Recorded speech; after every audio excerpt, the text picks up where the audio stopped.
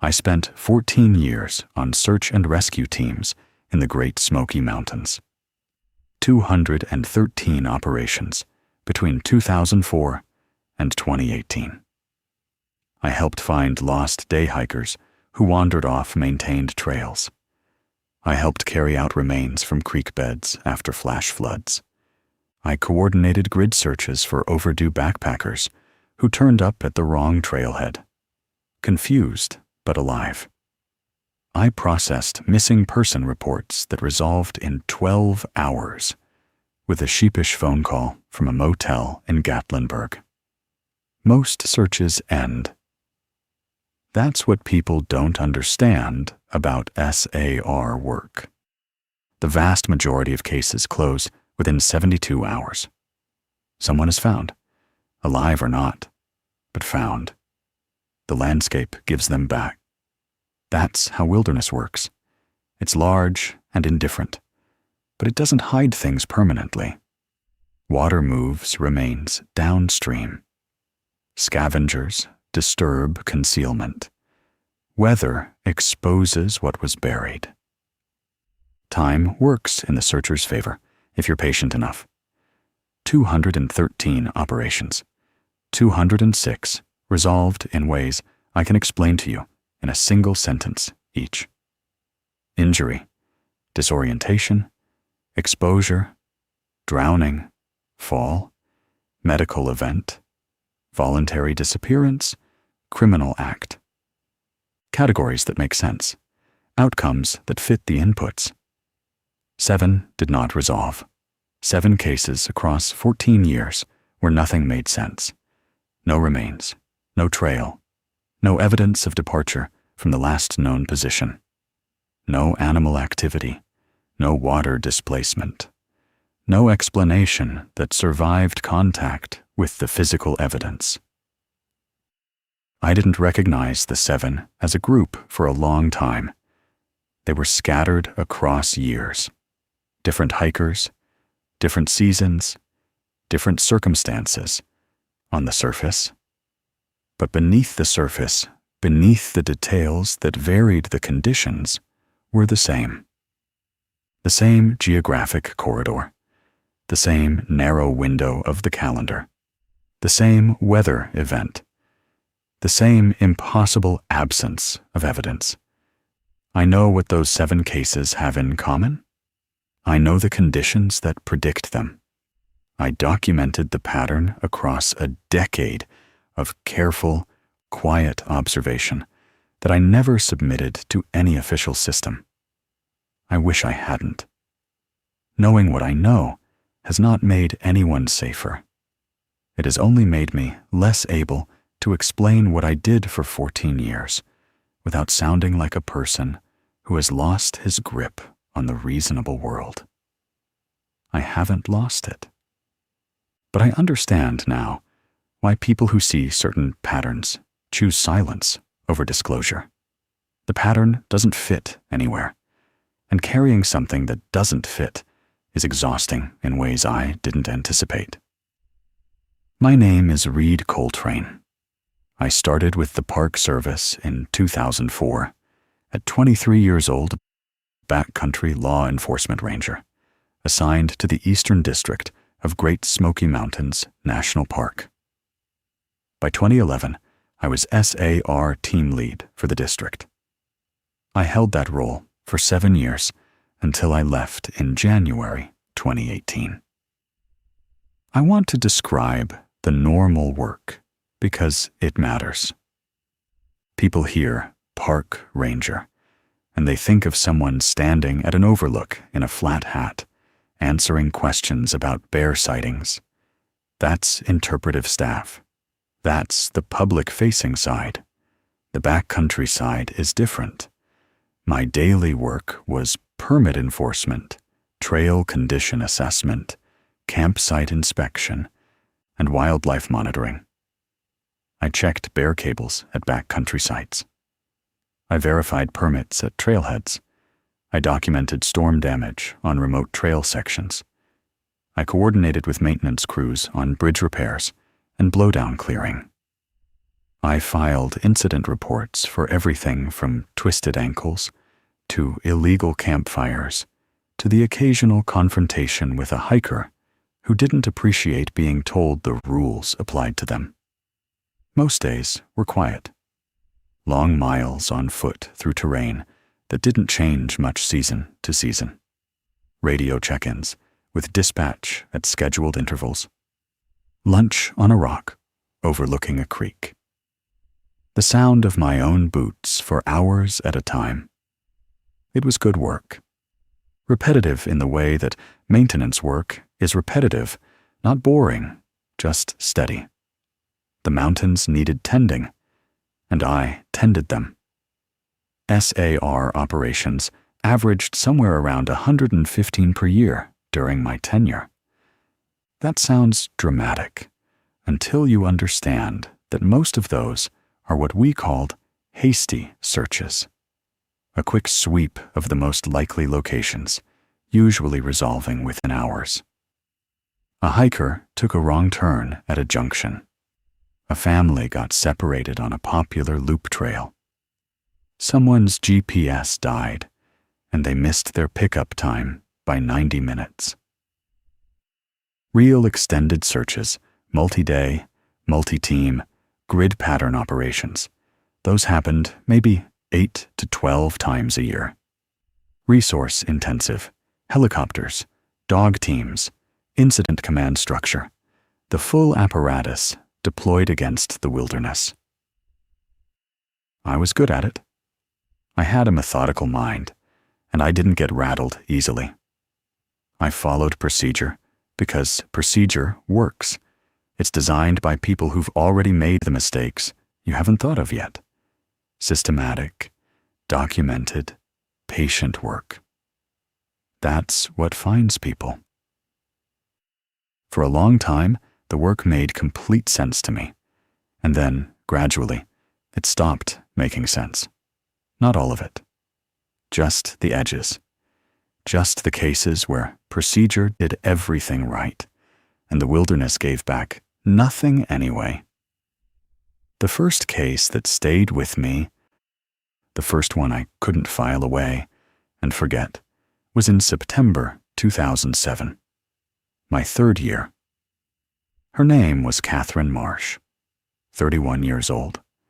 Experienced backpacker, she'd logged over 1,000 trail miles across 4 states, according to her gear journal. She held a valid backcountry permit for a 3-night trip along the Hazel Creek corridor, with a registered itinerary that took her from the Lakeshore Trail junction down to campsite 29 and back. She was reported overdue on September 24th, one day past her stated return. Her vehicle, a silver Tacoma with a Tennessee plate, was still at the Fontana trailhead. Her emergency contact called when she missed a scheduled check-in. Standard protocol activated. Hasty team deployed to the trailhead and the first 3 miles of her stated route. I was part of the secondary team assigned to sweep the campsite itself. We reached campsite 29 at approximately 11 in the morning, 8 miles in from the trailhead. Old-growth hemlock canopy. The site sat beside Hazel Creek at a natural, flat, good tent placement. Bare cables strung between 2 mature oaks, established fire ring, standard backcountry setup. Her tent was there, a 2-person ultralight, properly staked, rainfly attached and tensioned correctly. Guy lines taut. The tent was set up by someone who'd done it hundreds of times before.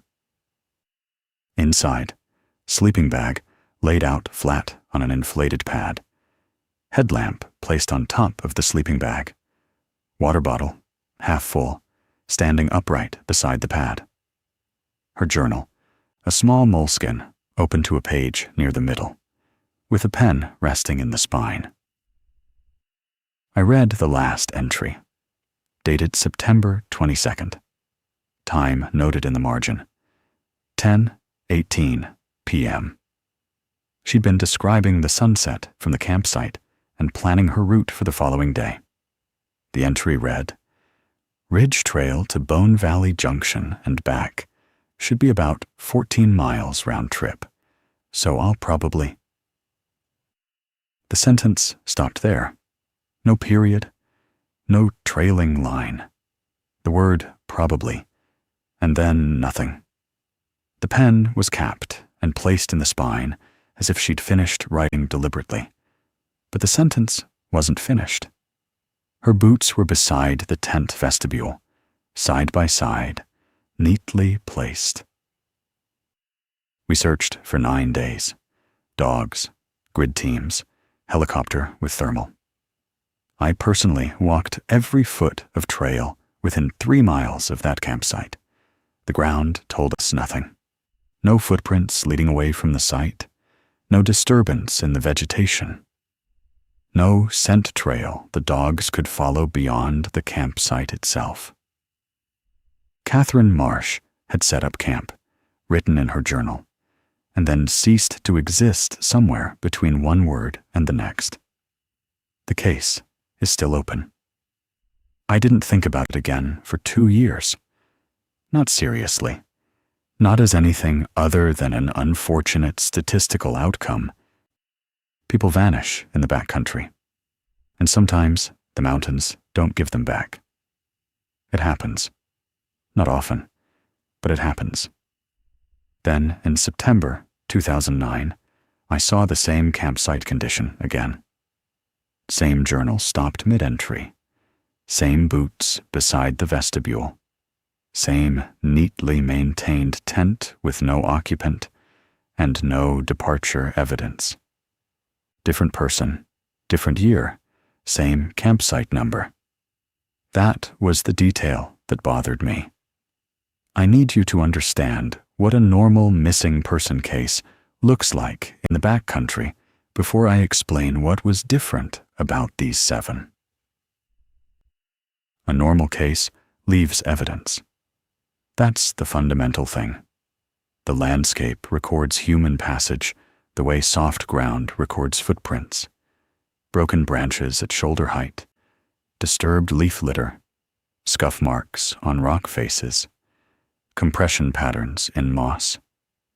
Water crossings leave wet stones that dry in directional patterns. Campfire ash disperses in the wind direction of the night it was burned. Fabric fibers catch on rhododendron branches. Human waste, food wrappers, dropped items, the trail of a person moving through wilderness is continuous and readable if you know what to look for. When someone falls, the slope shows it. Broken vegetation in a downhill line, impact marks, scattered gear. When someone drowns, the creek moves them. Not far, usually debris catches on rocks, in root tangles, in the pooling eddies below rapids. When someone dies of exposure, they're found within 500 meters of their last known position almost every time. The body doesn't move far when the mind stops working. In 14 years, I participated in dozens of cases that ended in remains recovery. Every single one left a readable story. You could reconstruct the person's final hours from the physical evidence. The trail was always there, degraded sometimes, faint sometimes, but present. The landscape always held the record. That's what made the profile match cases so wrong. Not the absence of the person, the absence of the record. The landscape around those campsites showed nothing. Not a fading trail. Not a difficult-to-read trail. Nothing. As if the person had been edited out of the environment between one moment and the next, and the ground beneath them simply continued being ground, undisturbed, uninformed. Trails don't go cold. They get harder to read. But they exist, except when they don't. In the fall of 2011, I was preparing a training presentation for incoming seasonal rangers. Standard assignment, a case study overview of unresolved SAR operations, discussing what went wrong and what we could learn procedurally. I pulled files from the district archive. 6 unresolved cases from the previous decade. I'd worked 3 of them personally. The other 3 predated my team lead role, but occurred in my assigned sector. I'd read the reports before. Individually, at the time each occurred. But I'd never laid them out side by side, never looked at them as a set. I spread the files across my desk at the Okonalufti station. 6 case folders. And within the first 20 minutes, something cold and mechanical clicked into place in the back of my mind. 3 of the 6 were from the Hazel Creek corridor. 3 different years. 2003, 2007, 2009. 3 different hikers. No connection between them in age, gender, experience level, or home state. But the conditions at the point of disappearance were identical. Solo hiker. Valid backcountry permit. Registered for campsite 29. Tent found properly staked at the site. Personal gear undisturbed inside. Journal or notebook present with a final entry that stopped mid-thought. No evidence of departure. No trail. No remains. Case open. I set those 3 files next to each other and looked at the dates. September 22nd, 2003. September 24th, 2007. September 19th, 2009. I calculated the calendar windows. All 3 fell between September 17th and September 28th. An 11-day stretch. 3 disappearances from the same campsite, within the same 11 days of the calendar, across 3 separate years, at a site that sees maybe 8 bookings total in all of September.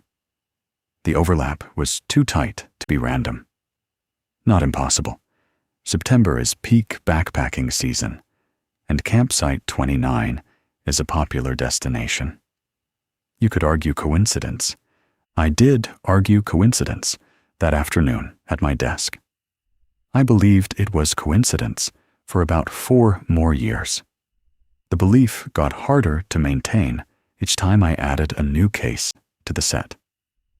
I brought it up to Frank Darrow in March 2012. Casually. The way you mention something to a supervisor when you're not sure if it's worth mentioning. Frank had been with the park for 22 years, district lead for 15 of those. He'd worked this section of the Smokies longer than anyone on active staff. We were in his office at Okonalufti, reviewing the spring staffing plan. I waited until the meeting was basically over papers gathered, coffee mugs empty, and then I said something like, "Hey, I was looking at the Hazel Creek cases for the training brief and noticed something. 3 of them are from the same site, same time of year. Did anyone ever flag that?" Frank was reaching for his jacket on the hook behind the door. He stopped.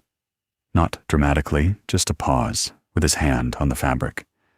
A beat too long. Then he sat back down. "Which files?" he asked. I told him. He nodded slowly. Not the nod of someone hearing new information. The nod of someone confirming what they already knew. "We don't cross-reference those files," he said. I waited for more. An explanation. A policy reason. A rational framework for why pattern analysis, which is the foundation of every SAR improvement protocol I'd ever been trained on, should not be applied to this specific set of cases. "Why?" I asked. Frank looked at me for a long moment. Then he said something I've thought about more than almost anything else from my years in that park. Because if you see it, you start watching for it. And watching for it puts you in the field during the window. I didn't fully understand what he meant. Not then. I asked him to elaborate. He didn't. He put on his jacket, told me the training brief looked good, and left. But 2 weeks later, I noticed something in the permit system. Campsite 29 showed as unavailable for all booking dates between September 15th and September 30th. No maintenance closure on file. No environmental assessment. No memo. Just blocked. The way a site shows when someone with database access manually restricts it. Frank never mentioned it. I never asked, but the dates matched my window exactly. And the block had been in place. I checked the system history since 1998. Campsite 29 sits approximately 8 miles from the Fontana Dam trailhead along the Hazel Creek corridor. It's positioned on a natural bench above the creek flat ground, well drained, sheltered from prevailing winds by the ridge above. Old-growth eastern hemlock provides a dense canopy that blocks most direct sunlight, even at midday. The effect on the ground is a permanent twilight, green and cool, with the sound of the creek constant below. It has the standard backcountry infrastructure. Bare cables strung at regulation height between 2 anchor trees, an established fire ring with a metal grate, a flat tent platform area that accommodates 2 or 3 tents comfortably. The privy is 50 meters east, up a short spur. Water access is a clear path down to the creek. It's a beautiful sight. The kind of sight experienced backpackers specifically request because it offers solitude without sacrificing convenience. 8 miles is far enough to filter out casual day hikers. The setting is one of the more scenic in the eastern district, that old hemlock canopy, the creek sound, the sense of being deep in something undisturbed.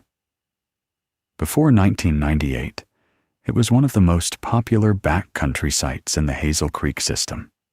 45 bookings per year on average. Repeat visitors.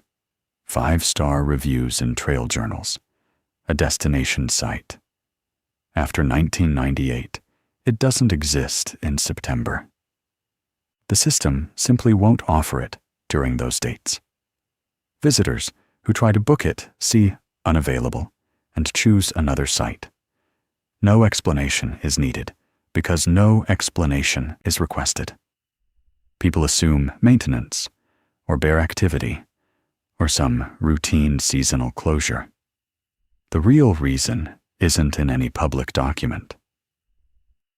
I accessed the permit database in the spring of 2012, after Frank's non-answer made me realize I wasn't going to get institutional explanations through normal channels.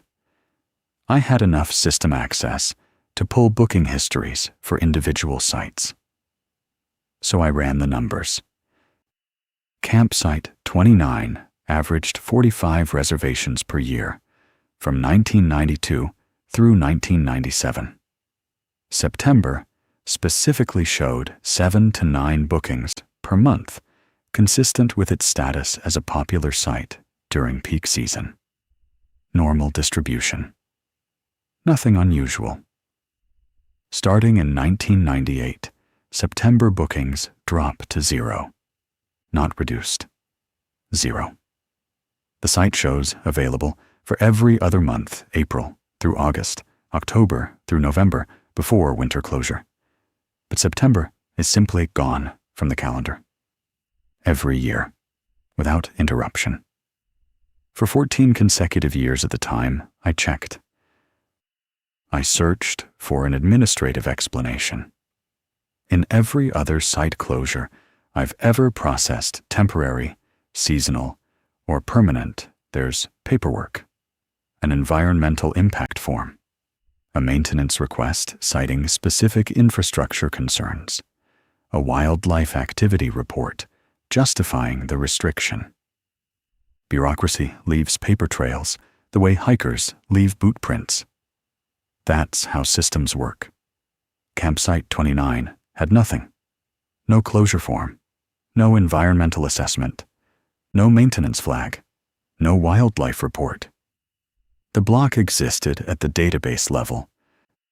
Someone with administrator access had simply restricted the date range. The system showed the restriction as originating from a workstation at the Oconaluftee District Office, dated March 4th, 1998. No authorizing signature, no reference number, no memo. I checked who held administrator access in March 1998. 3 people: the district superintendent, the administrative coordinator, and the senior backcountry ranger. The senior backcountry ranger in March 1998 was Frank Darrow. Frank had blocked the site 14 years before our conversation. He'd already known exactly what I was describing when I brought it up. He'd known for over a decade, and his response, the only response, had been to quietly make the campsite invisible during the window, without telling anyone why. Once I knew the block started in 1998, I needed to know what happened before it, what accumulated until someone Frank decided to act. The digital permit system began in 1992. Before that, permits were paper cards filed by year at the district office. I drove to the archive annex in Waynesville on a day off and spent 4 hours pulling September records from the Hazel Creek corridor. I found references to 4 unresolved cases between 1989 and 1997, all from the Hazel Creek drainage, all in September. The paper records were sparse. Pre-digital case management was less thorough, but the consistent elements were there. Solo hikers, intact campsites, no departure evidence, no remains recovered. The earliest was 1989.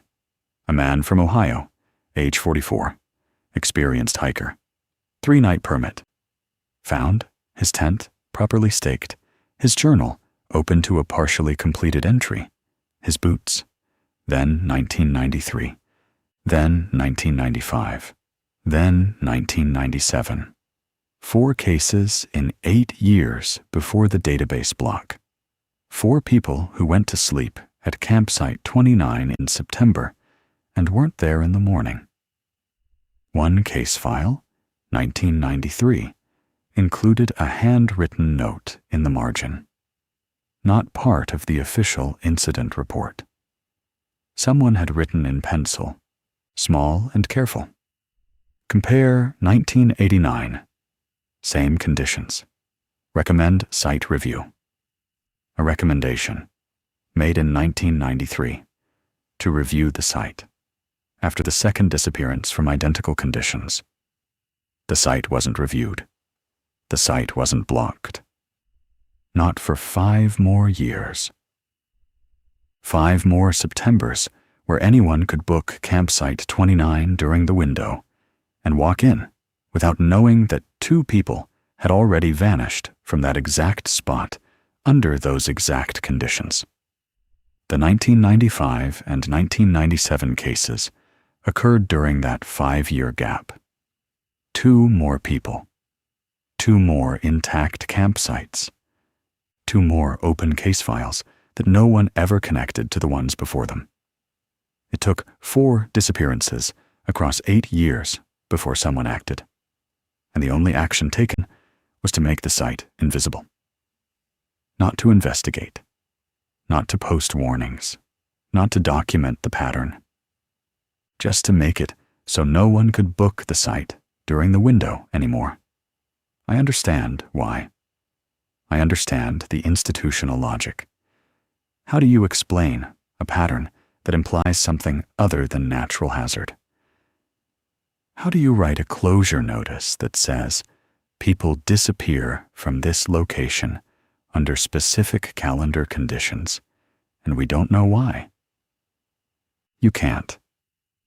So you do what Frank did. You quietly remove the opportunity, and you don't explain it, and you hope that's enough. For a while, I thought blocking campsite 29 was the answer. Remove the site from rotation during the window, and the problem is solved. No one camps there. No one disappears. Simple. Effective. The pattern breaks. Then I found the 2002 case, September 21st, 2002. A solo hiker with a permit for campsite 28, one site north on the Hazel Creek corridor, about half a mile upstream from 29. He never arrived at 28. His tent was found at a dispersed camping spot between the two official sites. Flat ground beside the creek. No established infrastructure. No bear cable. No fire ring. Just a place where someone decided to stop. Same conditions. Tent intact. Gear inside. No departure evidence. No trail. No remains. Case open. He wasn't at campsite 29. He was in the corridor between sites, half a mile from the blocked campsite, as if the restriction had been noted and the geography adjusted. Blocking one campsite hadn't stopped the pattern. It had moved the pattern slightly, half a mile south, to a spot without a number, without a booking system, without any mechanism for institutional control. The problem wasn't campsite 29. Campsite 29 was just where people happened to stop within a corridor that had its own rules. The problem was the corridor itself, a 4-mile stretch of the Hazel Creek drainage that produced consistent, identical outcomes under specific conditions. Moving the campsite didn't address the corridor. It addressed a point within it. I added the 2002 case to my personal file, and I started looking at the other conditions. Not just where, not just when, but what else was happening in the weather, in the terrain, in the measurable physical environment during every one of these disappearances. That's when I found the weather correlation. And that's when the pattern stopped being something I could dismiss as unfortunate coincidence and became something I had to actively decide what to do with. A temperature inversion is a simple atmospheric phenomenon. Under normal conditions, air temperature decreases with altitude, warmer at the valley floor, cooler at the ridge. During an inversion, a layer of warm air settles above a layer of cold air trapped in a drainage basin. The cold air can't rise. Moisture condenses. Dense fog forms at the valley floor while the ridgelines remain clear. In the Great Smoky Mountains, inversions are common. The park's terrain, deep drainages, separated by high ridges, creates ideal conditions. Narrow valleys trap cold air efficiently. The surrounding ridges block horizontal wind that would normally mix the layers. On still nights in late September and October, inversions form in virtually every major drainage in the park. I'd worked in inversion fog dozens of times during my career. Morning patrols through drainages where visibility dropped to 50 feet. Evening campsite checks where the world narrowed to your headlamp beam and the 6 feet of trail it illuminated. Standard conditions. Every ranger in the Smokies has hiked through valley fog. It's unremarkable. The fog doesn't create danger on its own. Visibility reduction. Certainly you slow down, you pay more attention to your footing. But it doesn't produce hypothermia in September temperatures. It doesn't cause falls on maintained trails. It doesn't explain disappearances. Inversions happen 60 to 80 times per year across the park. They affect every drainage, every valley, every low elevation corridor. They are among the most common meteorological events in the southern Appalachians. But the disappearance correlation I found was specific to one drainage, and it was perfect. In 2013, I started cross-referencing my case files with NOAA weather station data. The park maintains automated weather stations at several elevations, and historical data is archived digitally, going back to the early 1990s.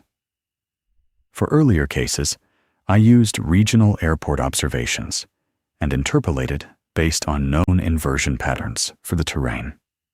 I checked each of my 7 cases against the weather record for the night of, or the night immediately preceding the disappearance. Case 1, 1989. Temperature inversion confirmed. Fog reported in the Hazel Creek drainage by the ranger station at Fontana. Case 2, 1993. Inversion documented by the automated station on Nolan Divide. Fog density classified as heavy in valley stations. Case 3, 1995. Inversion. Fog. Heavy. Case 4, 1997. Inversion. Fog. Hazel Creek drainage, specifically noted in the morning shift log as 0 visibility below 3,200 feet. Cases 5 through 7, 2003, 2007, 2009. All confirmed inversions. All with documented fog in the Hazel Creek corridor. 7 cases, 7 inversions. Perfect correlation. I'm not a statistician, but I sat with the numbers long enough to understand what they meant. The September window, September 17th through the 28th, contains approximately 11 nights per year when conditions favor inversion formation in Hazel Creek. Across the years I examined, inversions occurred on roughly 6 of those 11 nights in any given September. Call it a 55% chance on any given night within the window. The probability of all 7 cases aligning with inversion nights, if the correlation were random, works out to less than 0.2%. 1 in roughly 600. I didn't publish this analysis. I didn't submit it. I ran the numbers on a legal pad at my kitchen table, and then I sat there looking at them for a long time. 1 in 600. Not impossible, not proof, but far enough from chance to make coincidence an uncomfortable explanation. Something about the fog mattered. Not fog in general. Fog in the Smokies is ubiquitous and harmless, but fog in that specific corridor during that specific window seemed to be a condition rather than a coincidence, a prerequisite rather than an accompaniment. I didn't know what it was a prerequisite for, but I started paying attention to the inversion forecasts every September after that, and I started noticing that I wasn't the only one. During my tenure, SAR dogs were deployed on 4 of the 7 profile match cases. I was present for 3 of those deployments. The dogs were well trained, certified trailing and air scent animals handled by experienced teams from the regional K9 unit. These dogs had found people buried under debris, submerged in water, concealed in structures. They were reliable in ways that human searchers couldn't match. In the Hazel Creek corridor, under inversion conditions, the dogs didn't work. That's not precisely accurate. They worked, they followed commands, They covered ground. They exhibited normal search behavior up to a point. But at a specific point on the trail, their behavior changed. I watched it happen during the 2009 search. A German shepherd named Rook, 8 years old, certified in both trailing and area search. Handler was Karen Bryce, 11 years, with the K9 unit, experienced across the entire southern Appalachian region. I'd seen Rook work before. The dog was methodical and tireless. We deployed into the Hazel Creek corridor at first light, inversion fog still thick in the drainage. The dog worked the trail from the campsite outward.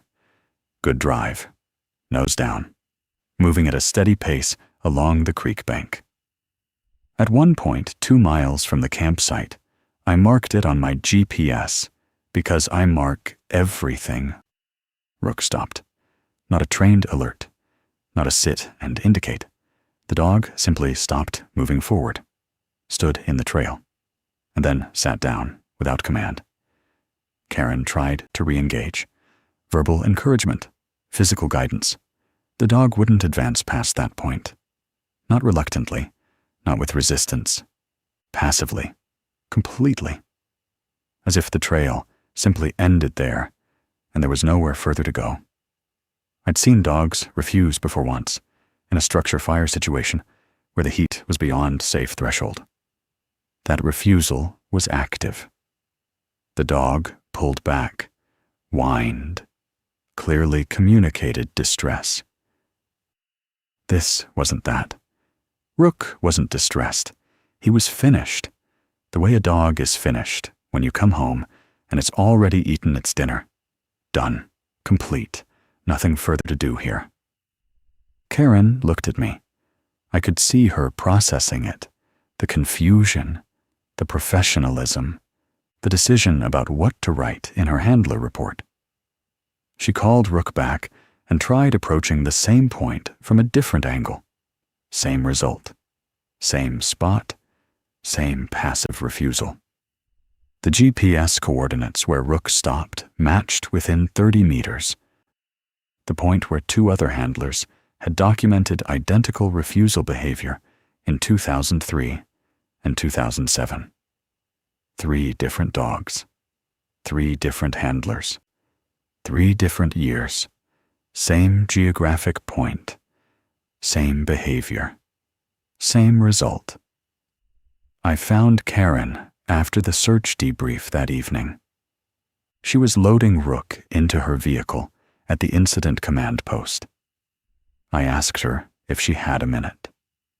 She looked at me the way people look at you when they know you're about to ask about the thing they haven't figured out how to talk about yet.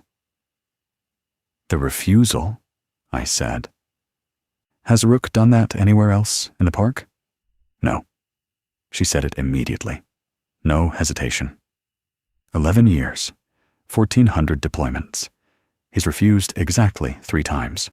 All in Hazel Creek, all during fog. I asked if she had a theory. Scent interference from the inversion layer. Terrain feature that confused the dog's navigation. Something in the water chemistry. She shook her head slowly. I considered all of that. The inversion could theoretically trap a scent cone in a way that confuses an air scent dog. But Rook wasn't confused. He wasn't casting for scent. He was done. There's a difference. Then she told me the part that I still think about. The other thing, she said, and her voice dropped slightly, not for drama, just the way people's voices drop when they're describing something they haven't said out loud before. After the refusal, when he sits, he doesn't look forward down the trail. He looks up. Up where? About 45 degrees, northeast, up drainage, every time. He tracks something above the trail. Not in the canopy higher. He watches it for 30 to 45 seconds. Then he loses interest and looks at me like he's ready to go home. I asked her what she thought he was tracking. Karen opened the vehicle door for Rook. The dog jumped in without looking back toward the trail. "I don't know," she said, "but I stopped volunteering for Hazel Creek searches in 2015. Nobody asked why." That was the same year I started paying attention to who else had stopped volunteering. The answer was, more people than made sense for a rotation with plenty of overtime pay. I need to explain the dispatch recording system because the technical details matter for what comes next. Every SAR operation in the park runs on a dedicated radio frequency monitored by dispatch at the Okonalufti Communications Center. All transmissions on that frequency are automatically recorded, not by a person pressing a button by hardware. The repeater network captures every signal that passes through it and logs the timestamp, duration, originating call sign, and a digital audio file. The system is hardwired. It doesn't interpret. It doesn't filter. If a signal strong enough to trigger the repeater passes through the system, it's logged. Every transmission. Every time. The recording isn't optional, and it can't be manually suppressed without physically disconnecting equipment. This matters because the system's reliability is absolute. In 14 years, I never encountered a documented case of the system missing a transmission that was confirmed sent. If you keyed your radio and your signal reached the repeater, it appeared in the log. Period.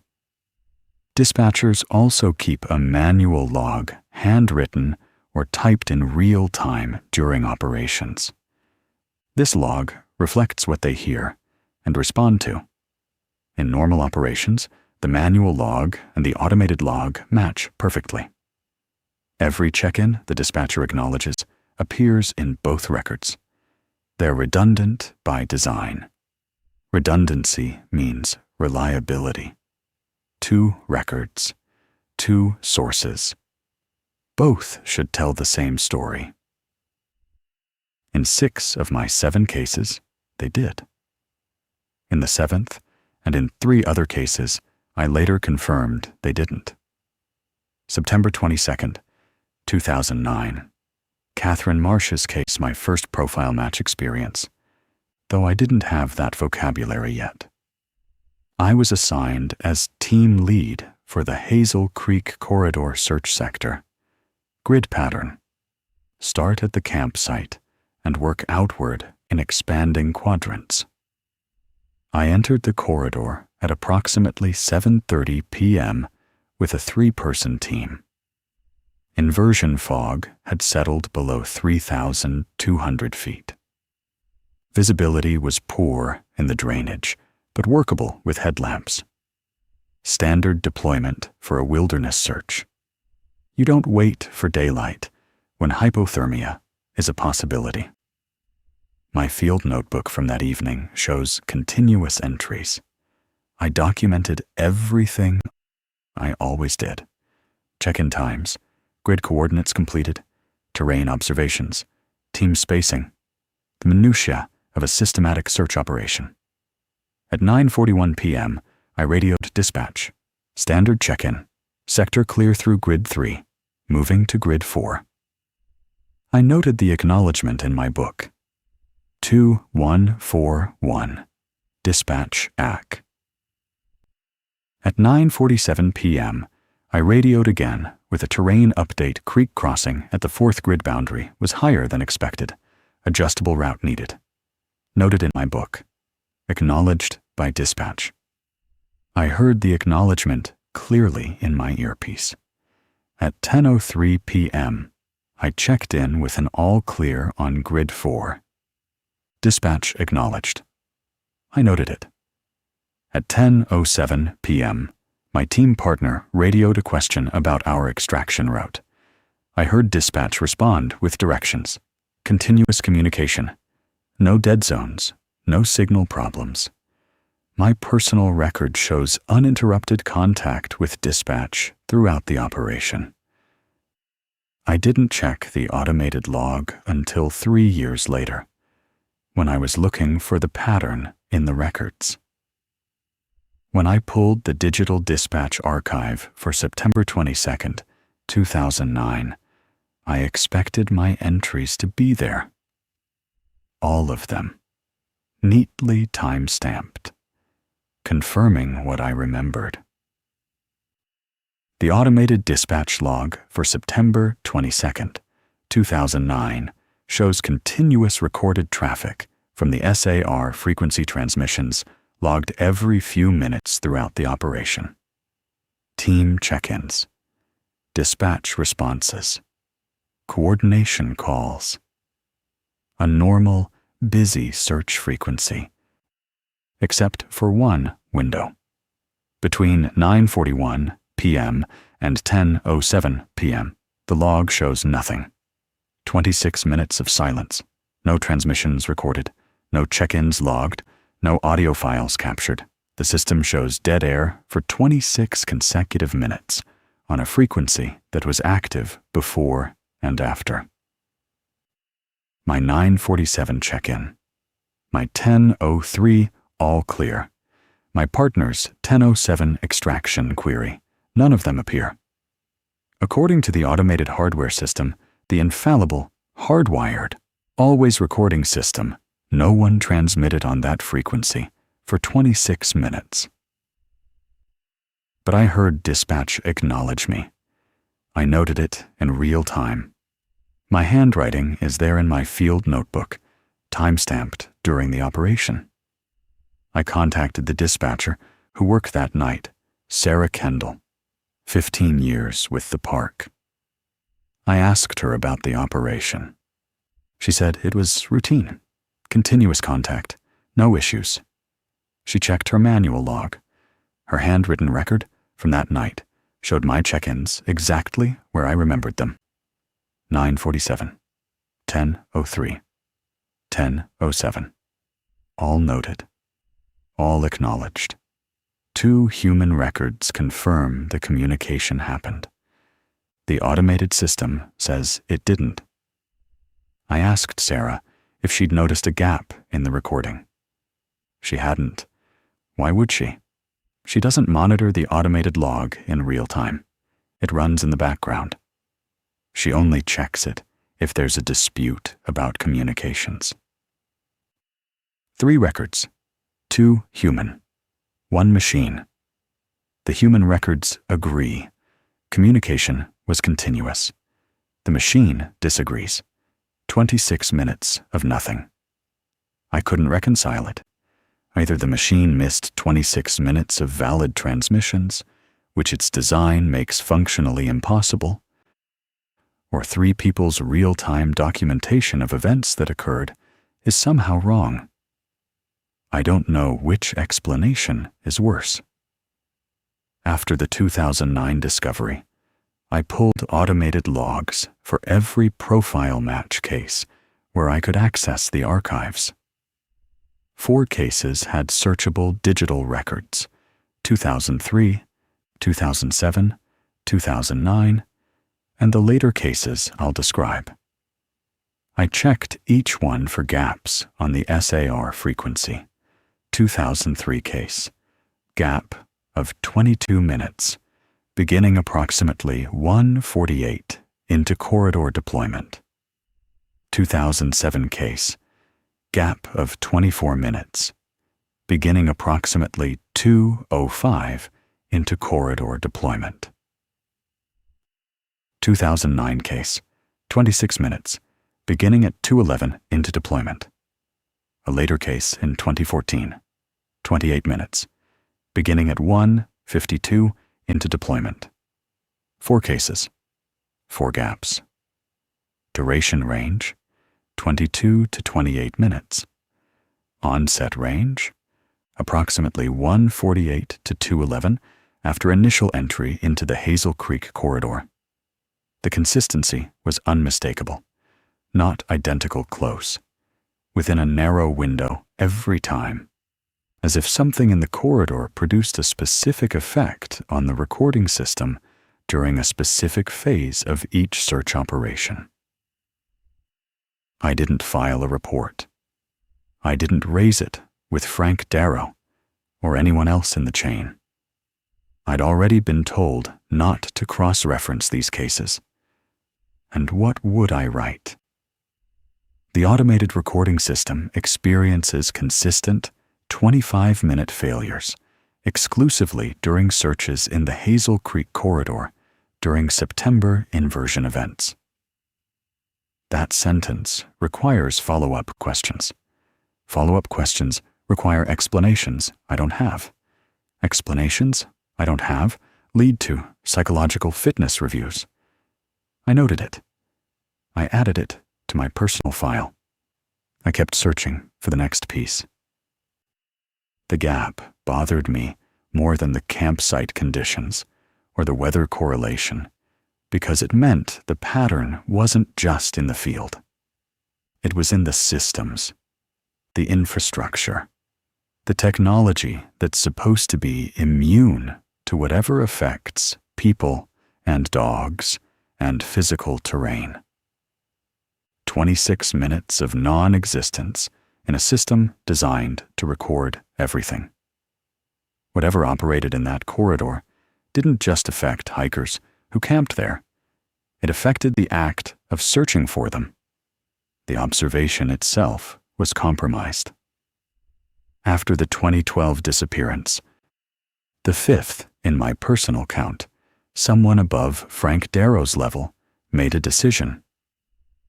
I never learned exactly who. But in October 2012, a deployment order came through for 4 trail cameras in the Hazel Creek corridor.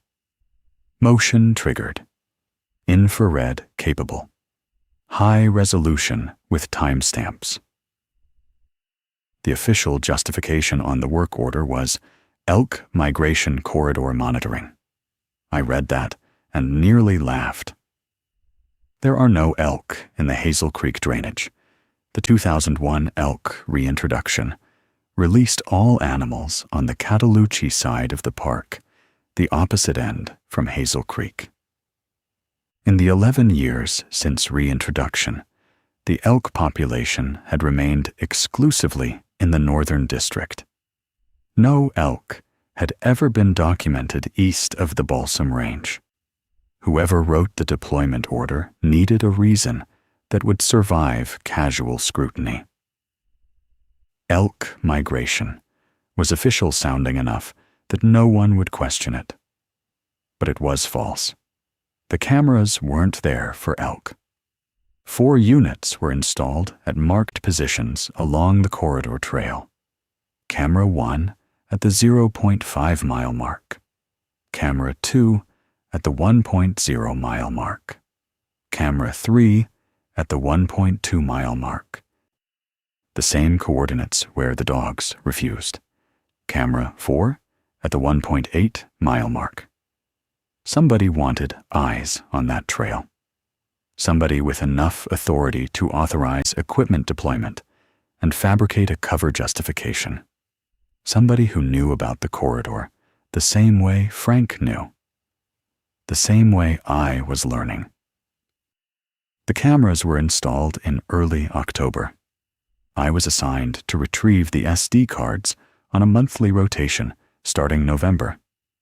That was how I ended up reviewing the first batch of footage from the corridor. The first card pull was routine. November 2012. I hiked in on a clear morning, retrieved all 4 SD cards, replaced them with fresh ones. Back at the station, I loaded them one by one. Cameras 1, 2, and 4 produced expected results. Deer. A bear moving through in early morning. Wild turkeys. 1 coyote at the edge of camera 4's field. Clean images. Good resolution. Proper timestamps. Normal wildlife corridor documentation. Camera 3 was different. Camera 3, positioned at the 1.2-mile mark, the refusal point had triggered 47 times during the month of September. I checked the metadata. All 47 triggers fell within the September 17th to 28th window. All occurred between 10 p.m. and 4 a.m., all during documented inversion events. 47 motion activations, 47 photographs, 47 images of empty trail. I went through them one by one on the station monitor. Same frame, same angle, same section of trail illuminated by infrared. Leaf litter, root structure, the trail surface. Nothing else. No animal, no person. No visible source of motion anywhere in the sensor field. The motion sensor on these units operates on a passive infrared detection system. It registers changes in heat signature within its detection zone. The threshold is calibrated to prevent false triggers from small animals or vegetation movement. The minimum activation mass is roughly equivalent to a large dog or small deer. Something with significant thermal signature and significant physical mass. I checked for technical explanations. Spiderwebs across the lens would create false triggers, but would show as a visible obstruction in the images. The lens was clean in every frame. Vegetation movement from wind possible during storms, but the timestamps showed calm conditions. Equipment malfunction possible for a single trigger, not for 47 across an 11-day window with normal function before and after. Something with enough mass and heat to trigger a calibrated wildlife sensor moved through that specific point on the trail 47 times in 11 nights. And it didn't appear in any of the photographs. The 2-second trigger delay between detection and shutter activation means the camera photographs whatever is in the field 2 seconds after motion is detected. In 2 seconds, a deer travels perhaps 4 meters. A person, maybe 3. Whatever triggered camera 3 covered more than the sensor's 15-meter field in less than 2 seconds.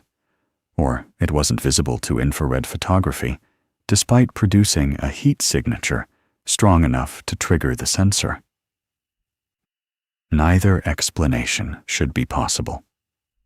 I filed the card under the elk study folder and didn't discuss it. Camera 2 had a secondary function I hadn't been told about during installation. In addition to its standard motion trigger mode, it had been programmed to activate continuous video recording when a connected humidity sensor detected inversion-level moisture conditions. When the fog came, the camera recorded. I discovered this when reviewing Camera 2's September card. The motion-triggered photos were normal wildlife, a few hikers passing during daytime. But the card also contained 6 hours of continuous video recorded on the night of September 19th, 2012.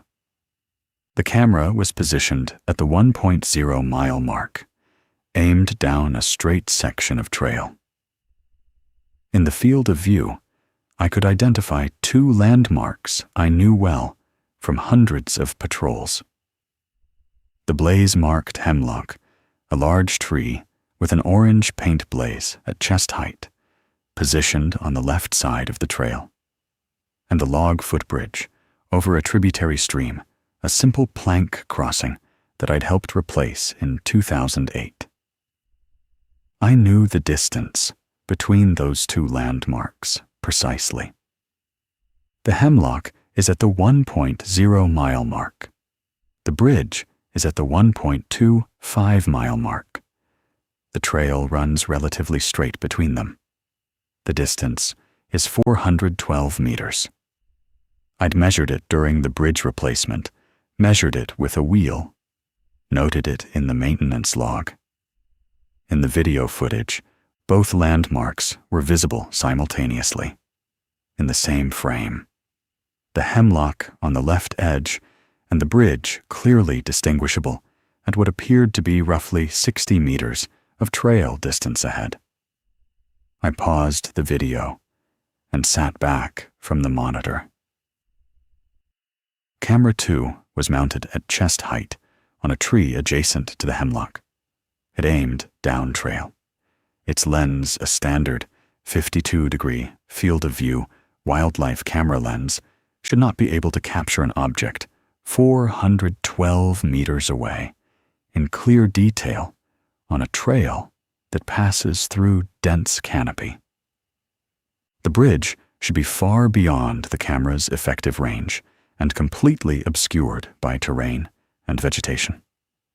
But there it was, the bridge, clearly visible, the gaps between the planks identifiable, the railing posts distinct, as if it were 60 meters away instead of 400.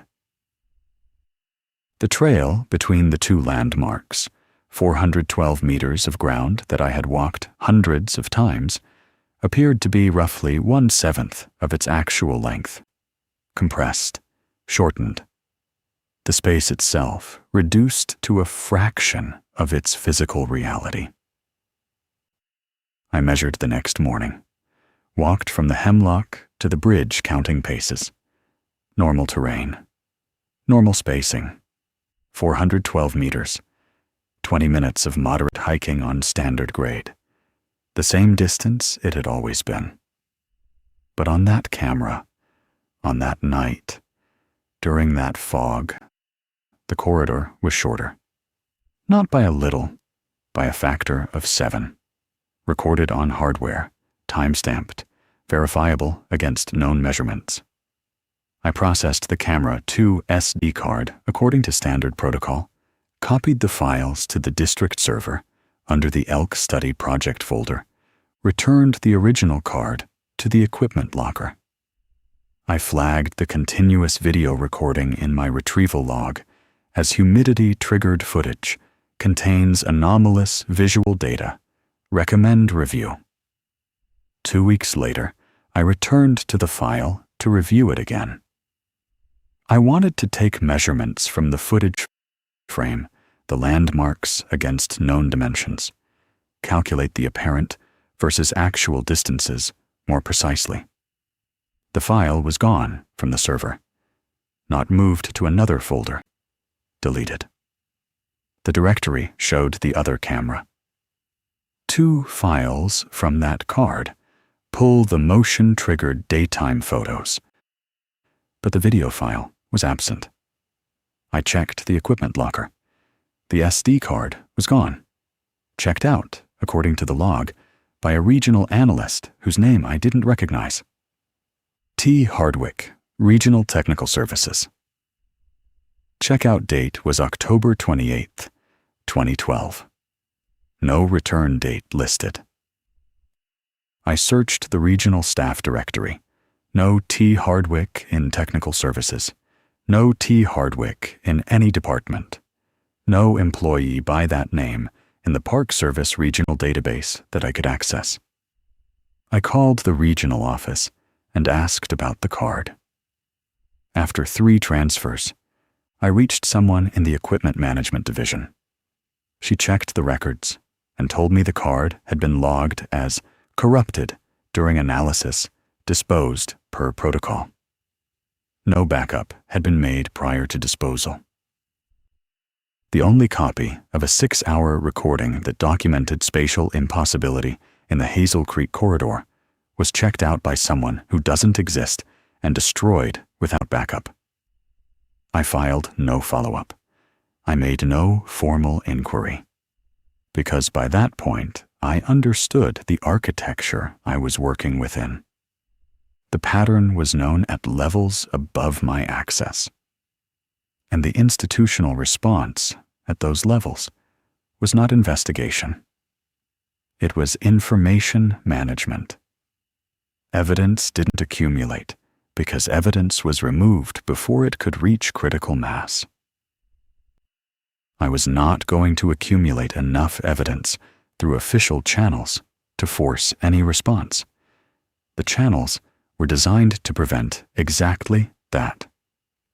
Pete Villada was the person you wanted beside you when things went wrong. Former Marine II deployments, infantry.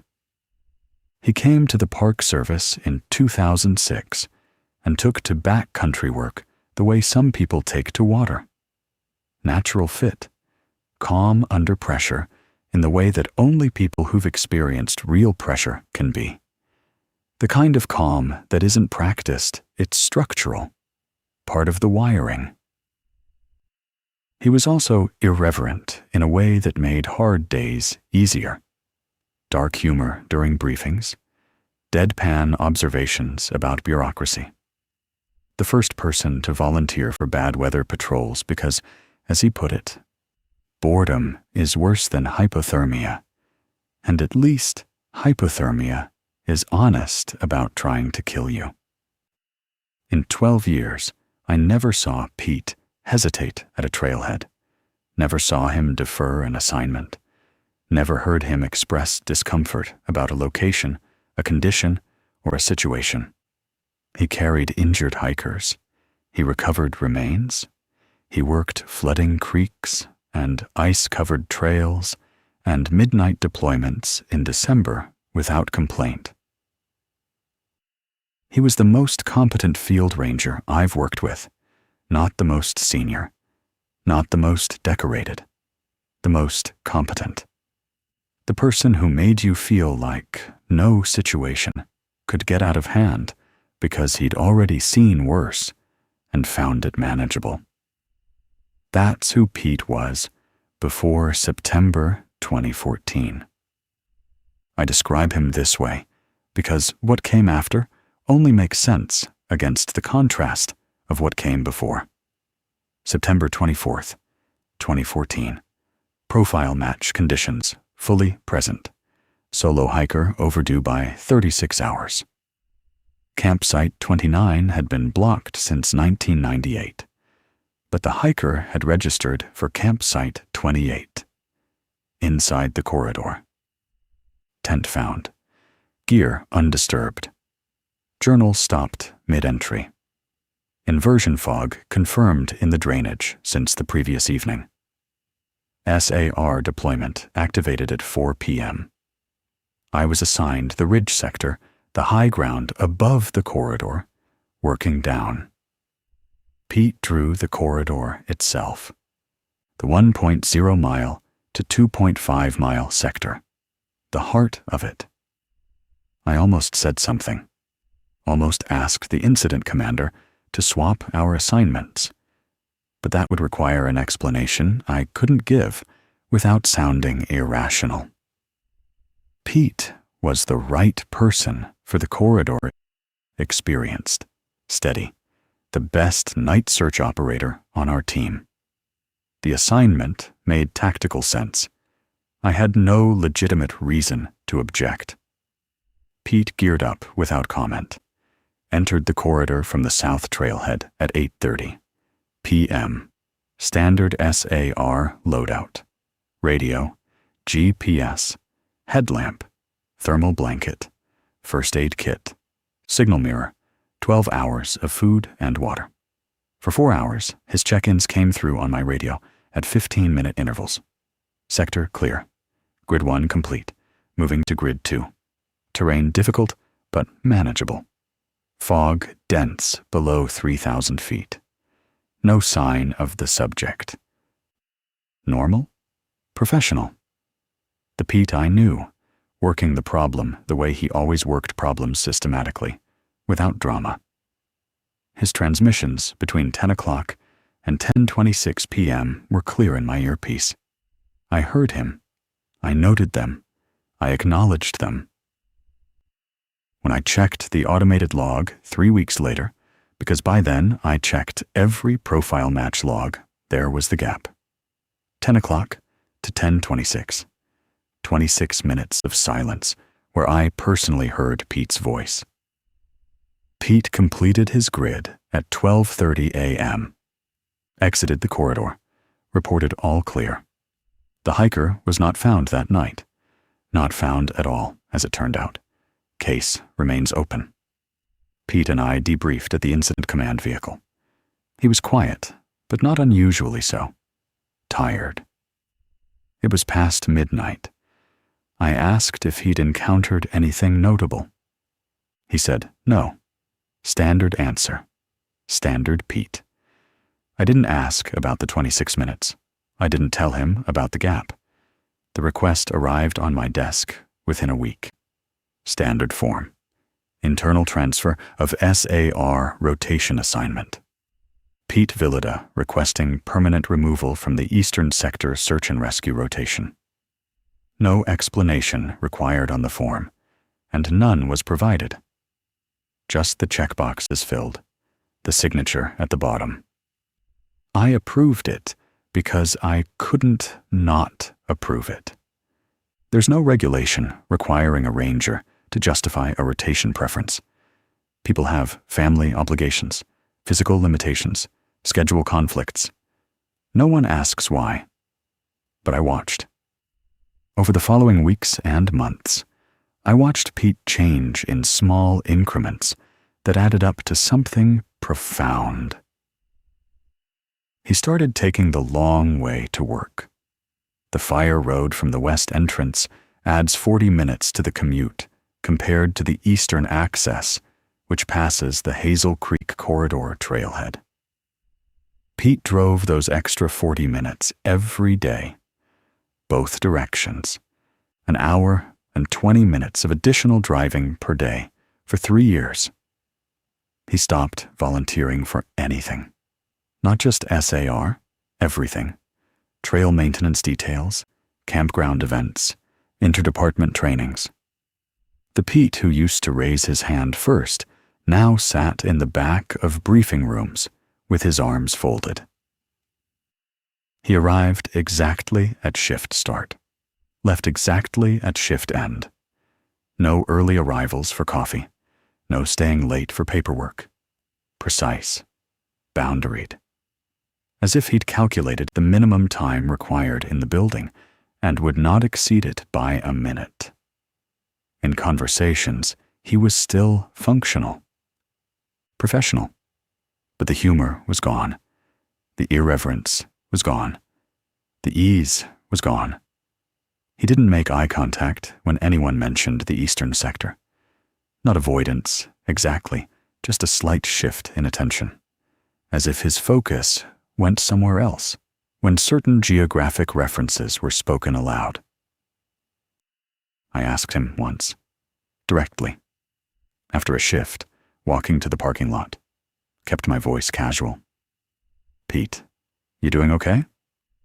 He looked at me, not through me, at me, measuring something, deciding something. "I walked the corridor during the window," he said. His voice was flat, factual, the way he used to describe routine incidents. And I got the answer. A pause. I didn't want the answer. I waited. He didn't continue. He got in his truck and drove away on the western road. That was the last direct conversation we had about it. Pete retired in 2017. Left the state Montana, I heard later. When he cleared his locker at the station, he left a cardboard box on my desk. No note, just the box. Inside, 3 field notebooks spanning his last 4 years of service. Standard issue.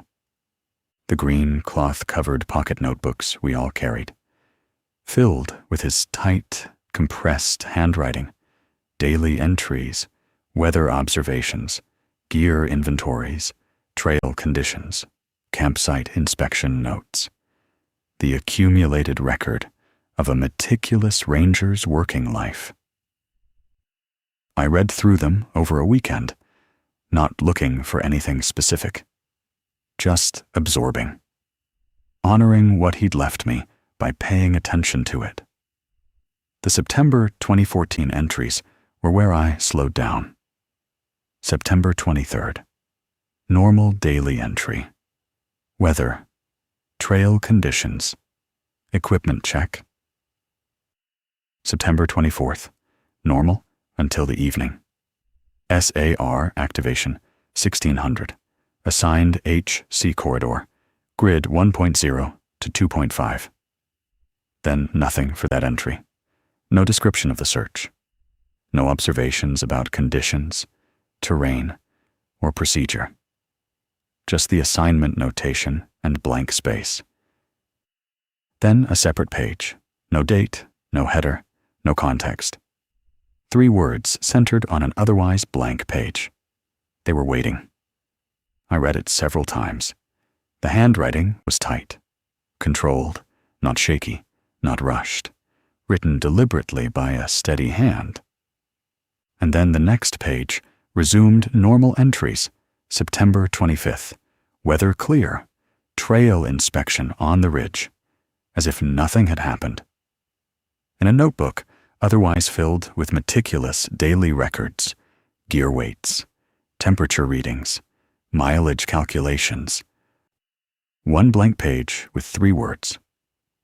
And then, business as usual. I don't know what "they" refers to. I never asked Pete. By the time I read the notebook, he was in Montana and not returning calls. But I think about the dogs. Looking up, 45 degrees, tracking something above the trail, tracking it the way you track something that's there. They were waiting. The dogs knew. The camera knew. The recording system knew. And now Pete knew. And knowing was the thing that changed him. I should have followed his example. He learned what was in the corridor, and he left. Clean, fast, gone. I stayed 3 more years, because the job still needed doing, and because I told myself that knowing about the pattern was different from experience in it. It wasn't different. I just hadn't experienced it yet. September 21st, 2017. The call came at 3:45 p.m. Solo hiker. 32 hours overdue from a backcountry trip in the Hazel Creek corridor. Emergency contact report from out of state. Vehicle confirmed at Fontana Trailhead. No response to attempted phone contact. I pulled the permit before the briefing. The hiker had reserved campsite 29. I read it twice because it didn't make sense. Campsite 29 was blocked in September. Had been blocked for 19 years. The system shouldn't have allowed the booking. I checked the reservation system log. The booking had been made on September 14th at 3:17 a.m. from a workstation at the Oconalufte Ranger Station. The system showed the campsite's September block had been temporarily lifted for an 11-minute window, 3:12 a.m. to 3:23 a.m. And the reservation was made in minute 4 of that window. Then the block reinstated automatically. No ranger was logged into the station at 3:17 a.m. on September 14th. The building's security system showed no entry after the previous evening's shift end at 9 p.m. No one was there. Someone or something with access to the system had lifted the block, made the reservation, and restored the block. In 11 minutes. From a workstation in an empty building. I was the senior SAR lead. Pete was gone. Frank was retired. The incident commander for the eastern sector was a 3-year ranger named Davis, who'd never run a corridor search. It fell to me by just the only person present who knew the terrain well enough to lead a team through it in darkness. I couldn't hand it off. Couldn't cite a reason to refuse. The hiker was out there, possibly injured, possibly hypothermic, possibly dying while I calculated my discomfort against my duty.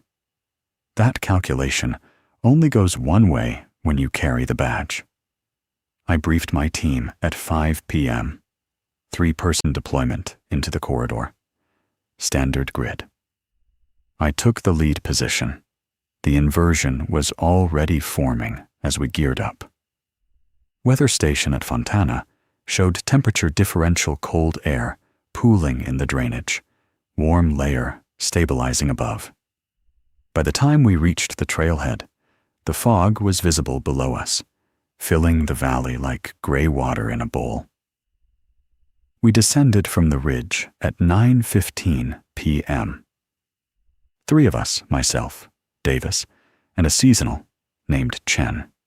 Standard spacing, visual contact maintained, 20 meters between. Headlamps on, radios on the SAR frequency. The trail dropped steadily into the drainage. We hit the fog layer at 3,200 feet. It wasn't gradual.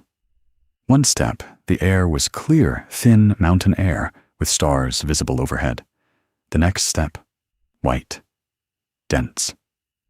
My headlamp caught the moisture particles and turned the world into a luminous wall. Visibility close to 30 feet, maybe less. I adjusted pace, slowed, told Davis and Chen to tighten spacing to 10 meters. We continued down. The sound changed as we entered the fog. I'd noticed this in daytime patrols through inversion layers, but it was more pronounced at night without visual input to compete. The fog dampened everything above a certain frequency. No insect sounds that was normal for late September, most insects done for the season. But no owl calls either. No rustling in the understory. No creak sound, which should have been audible from this elevation. Just our boots on the trail surface and the sound of our own breathing amplified by the moisture in the air. I checked in with dispatch at 9:30. Clear signal. Acknowledged. Everything normal in the communication system. We passed the 1.0-mile mark. Camera 2's position, though the camera had been removed after the footage incident. We passed the 1.2-mile mark. Camera 3, the refusal point, the coordinates where dogs sat down and looked up. Nothing happened. We walked through it. The trail continued. The fog held. My team maintained spacing.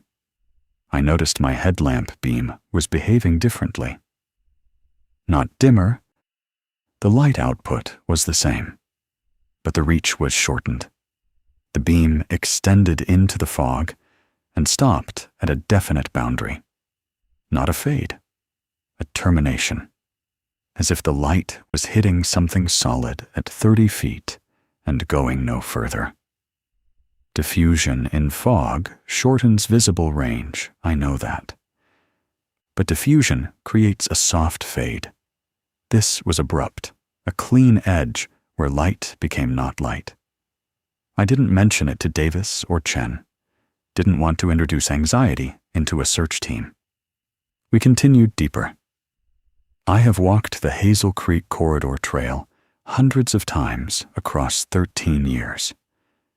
I know it the way you know the hallway in your house by feel, by count, by the rhythm of landmarks passing. The Blaze Hemlock at 1.0 miles. The root stairs at 1.15, a section where exposed roots form natural steps down a short grade. The First Creek Crossing at 1.4 miles. The log bridge at 1.25. I know the distances between these landmarks, not approximately, precisely. I measured them for the bridge replacement project. I walked them during every patrol. They are fixed points in my spatial memory, as reliable as the walls of a room I've lived in for a decade. We passed the Blaze Hemlock. I counted paces, habitual, automatic. The root stairs should appear at approximately 150 paces on my stride length. I counted 43 paces, and the root stairs were under my feet. I stopped. Davis nearly walked into me. I looked back at the hemlock, visible at the edge of my headlamp's shortened range. It was there, 30 feet behind me. The root stairs were under my boots. 30 feet between landmarks that should be 150 meters apart. I told myself I'd miscounted. Started again. The root stairs to the creek crossing normally about 250 meters. I counted paces, focused, deliberate, each step marked in my mind. 61 paces. The creek was under us. The sound of water appeared suddenly, as if it had been withheld until we were directly above it. Davis said something about the crossing being easy. Chen asked if I wanted to regroup. I checked my GPS. The unit showed our position at the 1.4-mile mark. According to the device, we'd been walking for 28 minutes since the 1.0-mile hemlock. Normal pace, normal distance, normal time elapsed. But I'd counted 104 paces from the hemlock to the creek. At my stride length, that's roughly 70 meters. The GPS said 400 meters. My legs said 70. The ground was simply not all there. The camera footage, Camera 2's 6-hour recording that showed 412 meters, compressed to 60. I was inside that compression now, walking through it. My GPS insisted everything was normal. My stride count insisted it wasn't. The device and my body could not both be right. I said nothing to my team. We crossed the creek. We continued toward campsite 29. The campsite appeared after what my paces said was another 40 meters, and what my GPS said was another half-mile. We arrived at 10:02 p.m. I radioed dispatch, check-in, on-site at campsite 29, tent located, beginning assessment, acknowledged. The tent was there, same as every other case, properly staked, rain fly on, zipped from inside. I documented it verbally into my radio, told Davis to photograph the exterior, told Chen to check the bear cable and surrounding area. I was standing beside the tent at 10:02 p.m. That's my last clear entry. My next clear memory is standing beside the tent. Same position, same posture, radio in my right hand, GPS in my left. My headlamp was off. I did not turn it off. My radio was tuned to a frequency I didn't recognize, not the SAR channel. Not any channel I had programmed. I looked at my watch. 10:28. 26 minutes. Davis was beside me. He looked at me when I moved and said, "You ready to call it?" As if we'd been standing there having a conversation. As if no time was missing from his experience. I asked him what we'd been doing. He looked confused, said we'd been discussing the search grid, whether to extend east or pack it in for the night. He described a conversation I have no memory of having. Details, plans, decisions I apparently made and communicated. 26 minutes of my life, during which I apparently functioned normally, talked, decided, responded with no conscious awareness, no memory. Not like sleeping, not like dissociating, like being subtracted from my own timeline while something continued using my body and voice. Chen confirmed Davis's account. They both experienced continuous interaction with me during the gap. Normal read, normal conversation, normal decisions. I checked my field notebook later. No entries between 10:02 and 10:31. The pen I carry, clipped to the notebook's cover, was uncapped. A small detail. I never leave the pen uncapped. Whatever I did during those 26 minutes, it included uncapping my pen. But not writing? Prepared to write. And then what? The pen was in my hand. The notebook was in my pocket. But nothing was recorded. I recapped the pen. I turned my headlamp back on. I tried to match the SAR frequency on my radio and found it after cycling through 3 wrong channels. I did not let Davis or Chen see me fumbling the radio. Then I looked back down the trail, back the way we'd come, into the corridor. The fog had thinned slightly at campsite elevation. Visibility extended to perhaps 50 feet. My headlamp beam reached further than it had during our descent. The hard termination effect was gone. The light faded naturally into mist the way physics says it should. The trail extended back from the campsite into the drainage. I could see maybe 40 feet of it before it disappeared into the fog. A normal view, a normal trail receding into limited visibility. Except there was something above it, not on the trail, not beside the trail, above it. Positioned in the air at approximately the height of the canopy, maybe 30 feet up. At roughly a 45-degree angle from where I stood, the same angle Karen described her dog tracking. The same vector. It was still, completely motionless, not drifting the way fog moves or the way a branch sways, fixed in space. I am going to describe what I could perceive and nothing more, because what I could perceive is all I'm certain of. It occupied space. It had dimension. It was there in the same way a bridge is there or a boulder is there present. Physical, dimensional. I could see the fog moving around it, the way fog moves around a solid object. The moisture parted at its boundaries and reconverged past it. It was larger than the space between the trees should have allowed. The canopy there, hemlocks and rhododendron, had a gap of maybe 15 feet between the nearest trunks. What I was looking at occupied more width than that gap. But the trees didn't appear displaced. They were where they'd always been.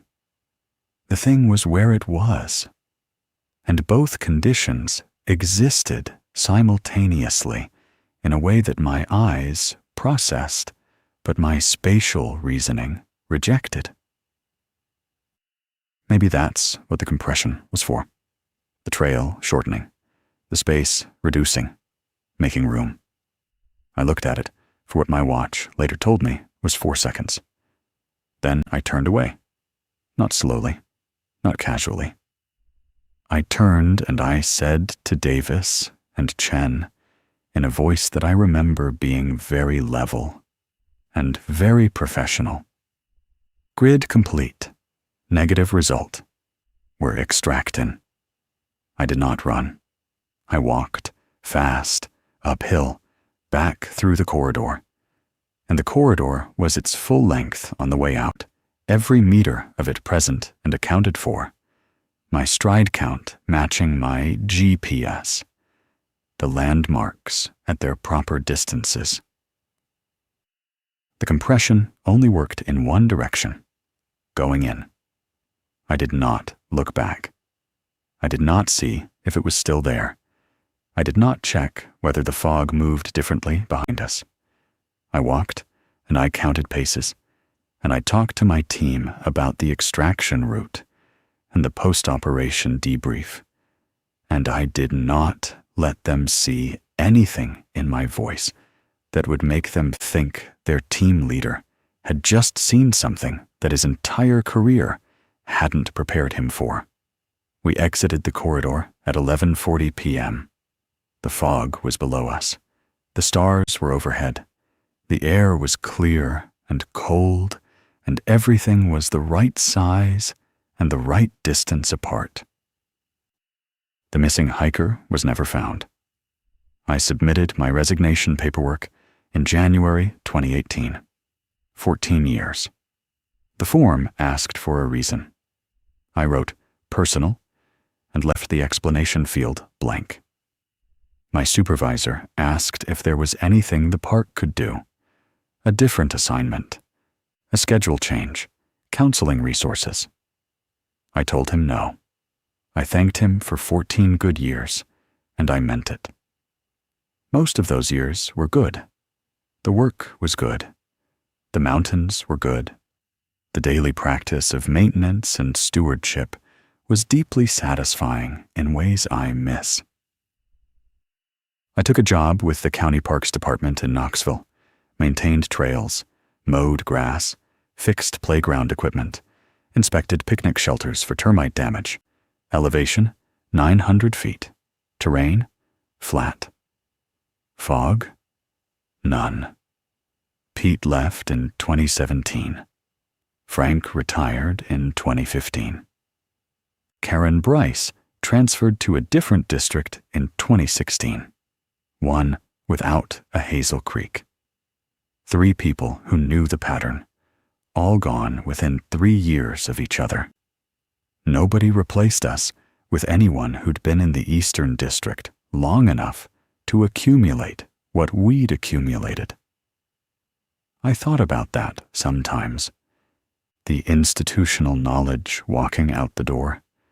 The files I'd kept never officially submitted, never uploaded to any system. Personal notes in a personal notebook in a drawer in my apartment in Knoxville. The pattern documentation existed only in the minds of people who'd chosen to leave. Maybe that's how the system manages it. Not through suppression, through attrition. People who see the pattern eventually can't stay. And when they leave, the pattern becomes invisible again until the next person spends enough years to notice it. By then, there's no one left to confirm what they're seeing. I thought leaving would be enough. Distance, separation. The corridor was 90 minutes away by highway. I didn't hike, I didn't camp, I didn't work at elevation.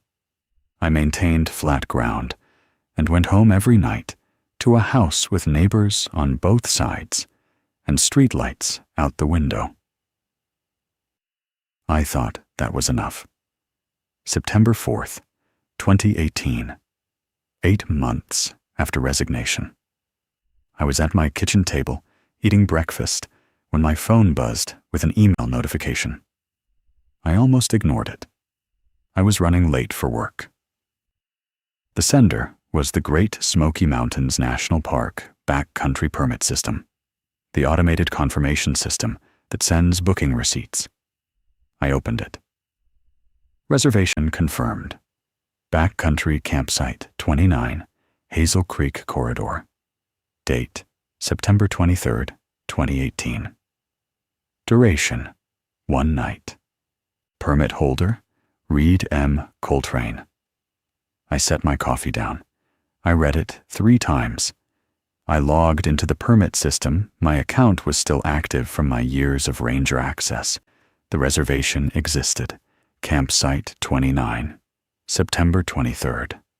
My name, my contact information, my emergency contact. I checked the booking details, made from workstation OCON-3 at the Oconaluftee Ranger Station.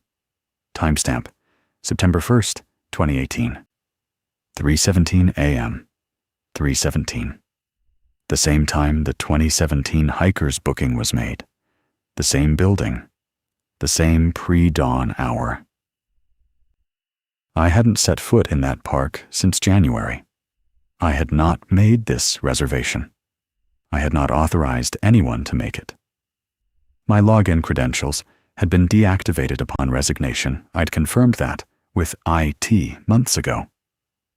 Something with access to the park's internal system had booked me into campsite 29 during the September window. From a workstation in a building that, according to security logs, no one had entered after hours. I canceled the reservation. Immediately. It took 4 attempts because the system kept returning an error on the cancellation. Unable to process, please contact permit office. On the 5th attempt, it went through. I sat at my kitchen table for a long time after that, thinking about what the booking meant. Not the how. I'd stopped expecting the how to make sense years ago. The what? The implication. The pattern had my name, my information, my data in its system. And it had made a space for me at the campsite during the window, the way you'd make a dinner reservation for someone you expected to show up. I check my email every September now. In 2019, another confirmation arrived. Same campsite, same window, same timestamp, 3:17 a.m., same workstation. I canceled it. I'll keep canceling them. Every year. For as long as they keep arriving. I don't know if cancellation means anything to whatever is making the reservations.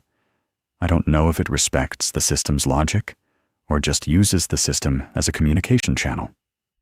But I don't go. That's the only rule I have left. The only one that matters. Don't go. I don't know what operates in the Hazel Creek corridor. I spent 10 years documenting its conditions and behaviors, and I'm no closer to naming it than I was in 2007, when I first noticed that a campsite produced identical outcomes year after year. I know what it does. It selects solo travelers during a specific calendar window, under specific atmospheric conditions. It compresses space in ways that recorded hardware confirms. It removes time from human experience while apparently maintaining the appearance of normalcy to outside observers. It triggers motion sensors without producing a visible form. It waits above the trail at a fixed angle. It is large. It is patient. It operates on a schedule. I know what reduces risk: distance, non-presence during the window, not being alone in the corridor, not camping at the sites it has claimed. These aren't strategies I developed. They're behaviors I observed in the people who survived full careers in proximity to the pattern.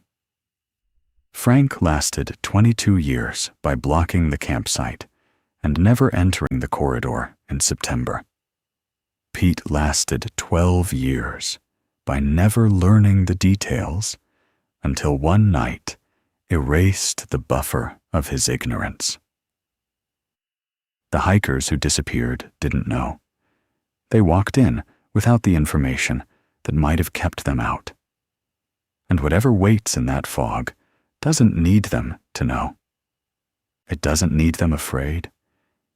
It doesn't need them to do anything except be present, alone, in the window, in the fog. They were waiting, Pete wrote, and I think he was right. I think something in that drainage has been waiting for a very long time, longer than records, longer than the park, patient in a way that has nothing to do with human timescales.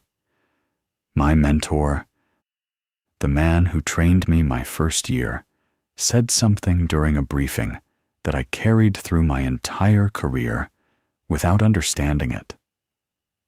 I thought it was gallows humor, the dark comedy that SAR workers develop to cope with the worst outcomes.